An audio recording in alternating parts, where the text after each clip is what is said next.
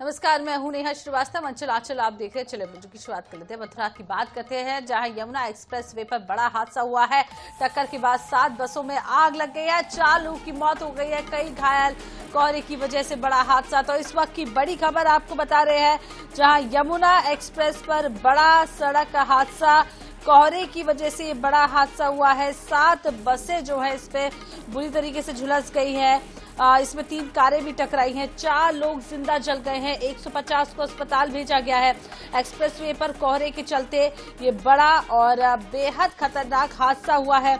मथुरा में मंगलवार सुबह 4 बजे की घटना है, जहां यमुना एक्सप्रेस वे पर कोहरे के चलते 7 बसें और 3 कारें आपस में भिड़ गई। टक्कर होते ही गाड़ियों में आग लग गई। 4 लोग जिंदा जल गए हैं। और चश्मदीद ने यह भी बताया 20 एम्बुलेंस से 150 लोगों को अस्पताल पहुंचा दिया गया है। इधर ग्वालियर की वैष्णवी शर्मा ने महिला क्रिकेट में एक नया इतिहास रच दिया है। जूनियर महिला क्रिकेट टीम के बाद अब सीनियर वो श्रीलंका में होने वाली T20 मैच सीरीज का हिस्सा बनेंगी। बता दें कि अंडर 19 महिला T20 विश्व कप 2025 में मलेशिया के खिलाफ अपने डेब्यू मैच में हैट्रिक लेकर इतिहास रच दिया था। उन्होंने मात्र 5 रन बना देकर 5 विकेट लिए और भारत को 10 विकेट से जीत दिलाने में मदद की।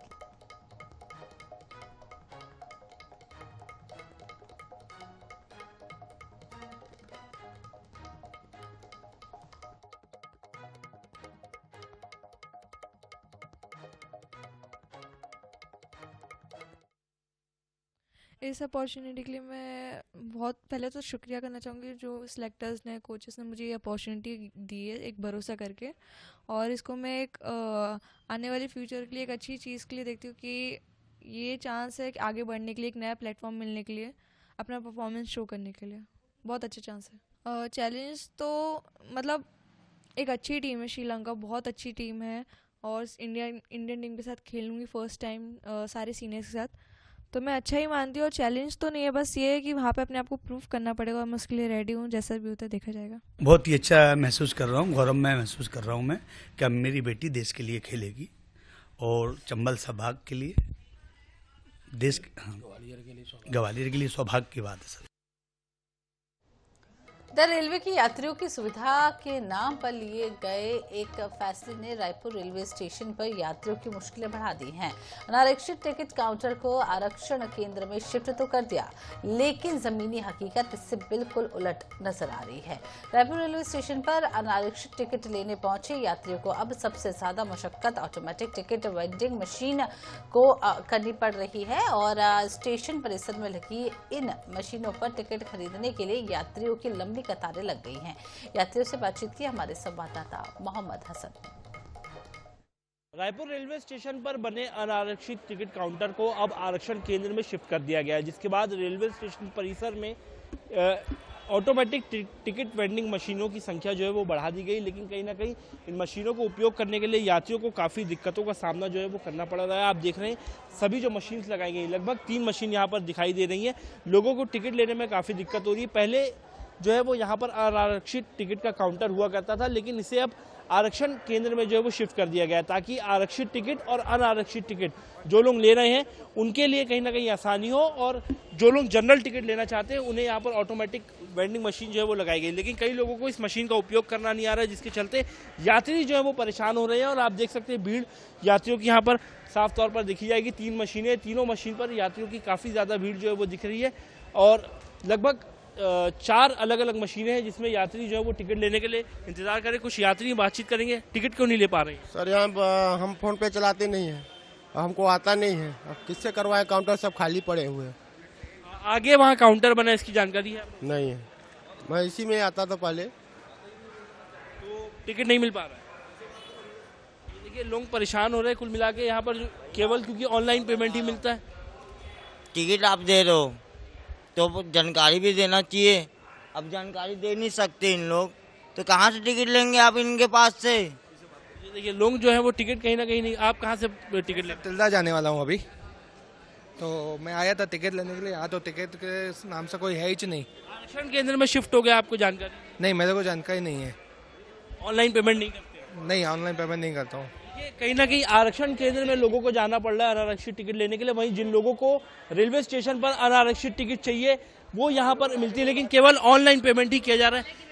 लेकिन आप देखिए यहाँ पर यात्री कुल मिला के परेशान हो रहे हैं, क्योंकि केवल ऑनलाइन पेमेंट के जरिए ही स्टेशन परिसर में टिकट मिल सकती है। वहीं अनारक्षित टिकट लेने के लिए लोगों को स्टेशन से दूर आरक्षण केंद्र तक जाना पड़ रहा है। कैमरामैन रिजवान कुरैशी के साथ मोहम्मद सैन, NH 24/7 लाइव।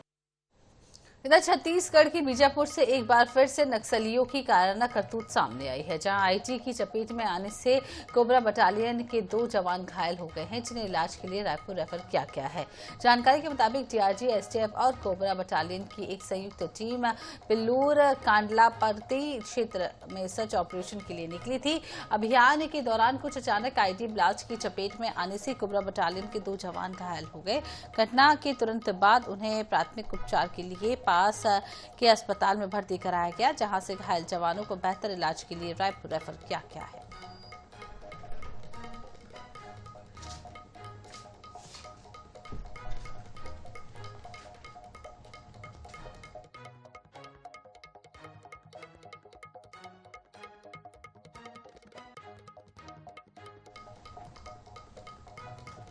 इधर भोपाल की रातीपुर स्थित पीएम श्री जवाहर नवोदय विद्यालय के 9वीं क्लास के 2 छात्र रहस्यमय तरीके से लापता हो गए। परिजनों के मुताबिक 12 दिसंबर को विद्यालय की प्रिंसिपल पुष्पा ने दोनों छात्रों को स्कूल परिसर में सिगरेट पीते हुए पकड़ा था और उन्हें परिजनों को स्कूल बुलाने की चेतावनी दी थी, लेकिन छात्र देर रात लापता हो गए। परिजनों ने स्कूल प्रबंधन पर लापरवाही का आरोप लगाते हुए बच्चों के साथ अनहोनी की आशंका जताई है। बताया ये भी जा रहा है कि इससे पहले भी दोनों छात्र पर अनुशासनहीनता के चलते कार्रवाई हो चुकी थी और उन्हें कुछ दिन के लिए घर भेजा गया था।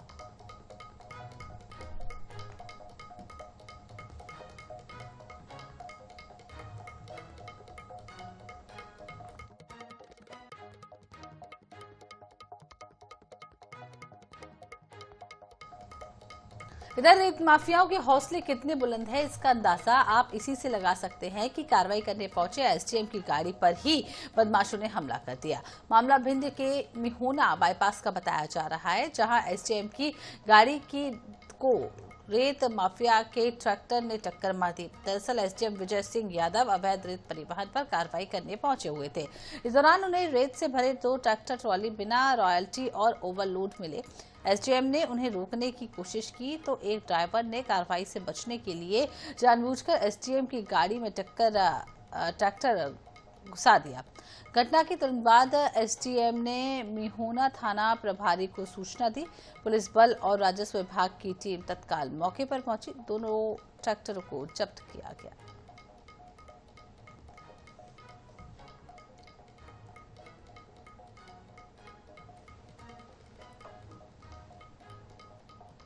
छत्तीसगढ़ के कोरबा जिले में ईसाई समुदाय के प्रार्थना सभा को लेकर जमकर बवाल हुआ। ईसाई समुदाय और हिंदू संगठन आमने सामने आ गए। मामला थाने तक पहुंचा, वहां भीड़ जुट गई और माहौल तनावपूर्ण हो गया। मामला कटघोरा थाना क्षेत्र का है। जानकारी के मुताबिक सुतर्रा गांव में ईसाई समुदाय के लोगों ने खेत में पंडाल लगाकर प्रार्थना सभा का आयोजन किया था। सभा को पास्टर बजरंग जायसवाल लीड कर रहे थे। आरोप ये भी है कि वह ग्रामीणों को बहला फुसलाकर धर्म परिवर्तन कराते थे। सरपंच की शिकायत पर पुलिस जांच कर रही है।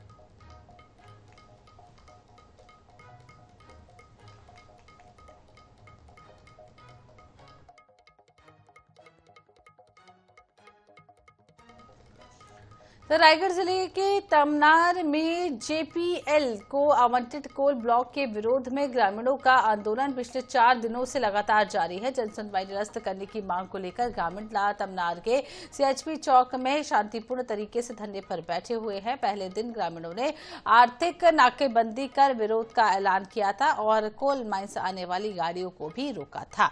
ग्रामीणों का कहना है कि जब तक जेपीएल की जनसुनवाई निरस्त नहीं होती तब तक उनका शांतिपूर्ण तरीके से धरना प्रदर्शन जारी रहेगा। बता दें कि गारे Pelma sector 1 coal block JPL को आवंटित हुआ है, जिसके लिए सप्ताह भर पहले जनसुनवाई आयोजित की गई थी।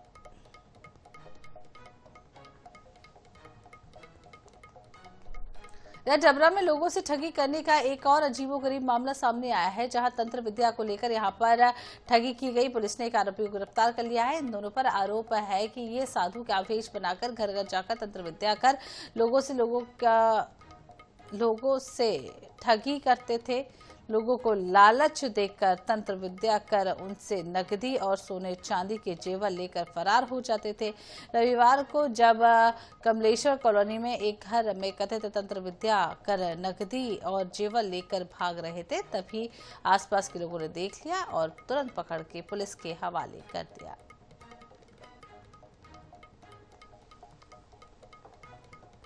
महासमुंद जिले के पिथौरा ब्लॉक के कोलदा गांव से बेहद संवेदनशील मामला सामने आया, जहां अपने एक आहत पिता ने कीटनाशक पीकर जान दे दी। वहीं आपको बता दें, दरअसल किसान देव कुमार ने नाबालिग बेटे पर दुकानदार ने चोरी का आरोप लगाया था और उसे निर्वस्त्र कर बेरहमी से पीटा था। इस घटना से आहत होकर देव कुमार ने कीटनाशक पीकर अपनी जान ले ली। घटना अक्टूबर की बताई जा रही है, जहां पुलिस उदासीनता के चलते केवल धारा 108 BNS दर्ज कर तहत मामला दर्ज किया गया है। इस मामले में जानकारी लगते ही बाल संरक्षण आयोग के अध्यक्ष डॉक्टर वर्णिका शर्मा ने कोलदा पहुंचकर पीड़ित परिवार से मिलकर जानकारी ली। चौकी प्रभारी को नाबालिग से बाल श्रम कराने और पॉक्सो एक्ट के तहत प्रावधानों के तहत तत्काल सख्त कार्रवाई करने के निर्देश दिए। मैं मुख्यालय से लगभग 60 किलोमीटर दूर यहाँ ग्राम कोलदा में हूँ। बागबहरा से भी कुछ 15-20 किलोमीटर अंदर है ये गांव। बहुत दुखद लग रही है ये स्थिति को जब मैं देख पा रही हूँ। एक जो बच्चा था, पीड़ित बच्चा, उस बच्चे को मजदूरी कराई जाती थी। देखिए कितनी बुरी स्थिति है।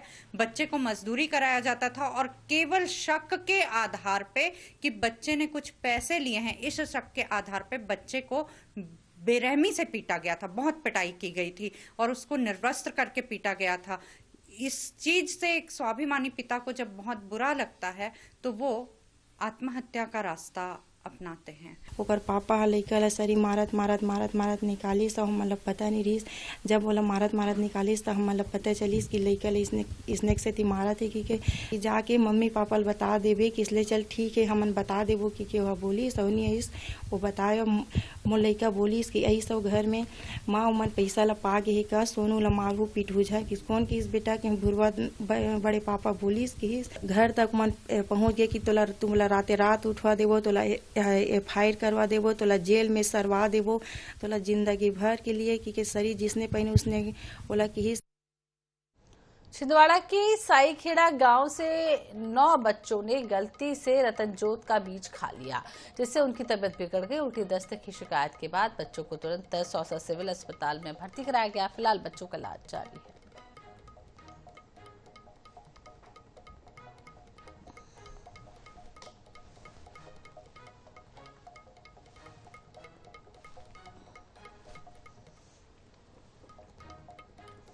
इधर इंदौर और जबलपुर मेडिकल कॉलेज के बाद अब जबलपुर जिला अस्पताल विक्टोरिया भी बद इंतजामी की शर्मनाक तस्वीर सामने आई है। जबलपुर जिला अस्पताल के हड्डी वार्ड के सामने आया एक वीडियो स्वास्थ्य व्यवस्था की पोल खोल रहा है। वीडियो सोमवार देर रात 3 बजे का बताया जा रहा है, जिसे चूहे मरीज के बेड से लेकर टिफिन तक बेखौफ घूमते हुए नजर आ रहे हैं।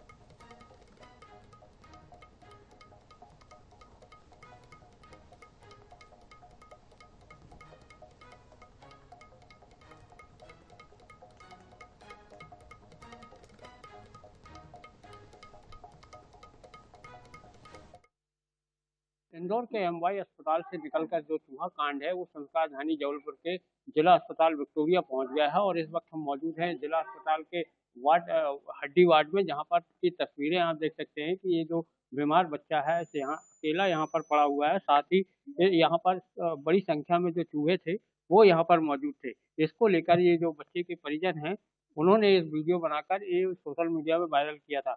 हमारे साथ ये बच्चा जो मौजूद है वो मौजूद है। बेटा, क्या कुछ देखा आपने रात में? चूहे थे मुझके सारे इधर से नीचे ऊपर चढ़ गए थे, पेट को कूद रहे थे। अच्छा, कितना डर लग रहा था? बहुत ज्यादा। तो क्या वीडियो बनाया था पापा ने आपको? हाँ, बनाए थे। क्या? वीडियो इधर ऊपर आ गए थे, फिर नीचे जाते थे, चूहे बहुत सारे आए थे। बहुत सारे आए थे। तो बिल्कुल ये बीमार बच्चा था और इसे काफ़ी कहीं न कहीं काफ़ी दहशत यहाँ महसूस हो रही थी, क्योंकि बड़ी संख्या में जो चूहे थे, यहाँ पर धमा-चौकड़ी मचाते नज़र आ रहे थे और साथ ही इनका जो खाना-पीने का सामान था, वो भी यहाँ पर चट करते जा रहे थे। अब मैं आपको इस वार्ड की हालात दिखाता हूँ कि किस तरह इस वार्ड में जो हड्डी वार्ड है, यहाँ पर के जो पलंग हैं, वो ये दिखा रहे हैं कि यहाँ पर कोई भी मरीज़ यहाँ पर भर्ती नहीं किया जाता, क्योंकि यहाँ पर साफ तौर पर देखा जा सकता है जो धूल है, वो इन पलंगों में जमी हुई है। साथ ही यहाँ के जो चूहों की गंदगी है, वो भी यहाँ पर पड़ी हुई है। वो भी तस्वीरें भी आपको दिखाते हैं कि किस तरह जो बदहाली का आलम है, वो यहाँ जिला अस्पताल में यहाँ पर व्याप्त है। साथ ही यहाँ के जो ज़िम्मेदार डॉक्टर हैं, उनका ये कहना है कि पीछे एक नया निर्माण बड़ा चल रहा है, जिस कारण जो चूहे हैं, वो यहाँ पर धमा-चौकड़ी मचाते नज़र आए थे। साथ ही यहाँ की जो हालात है, उसकी ये जो कहानी है, वो यहाँ पर बयाँ कर रहे थे। फिलहाल यहाँ के जो ज़िम्मेदार डॉक्टर हैं, उनका तो यही कहना है कि जो नया निर्माण यहाँ पर चल रहा है, उसके कारण जो चूहे हैं, वो गंदी नालियों से निकल कर इस वार्ड में प्रवेश कर गए हैं, जिस कारण ये जो चूहे हैं, इनका वीडियो अभी सोशल मीडिया में वायरल हुआ है और इसकी जाँच हम अभी फिलहाल यहाँ पर करवाने में जुटे हुए हैं। जबलपुर से INS न्यूज़ के लिए हमारे सहयोगी गणेश विश्वकर्मा के साथ फतेह सिंह। और इसी के साथ इस बुलेटिन में फिलहाल इतना ही। बने रहिए INS 24/7 के साथ। दीजिए इजाजत, नमस्कार।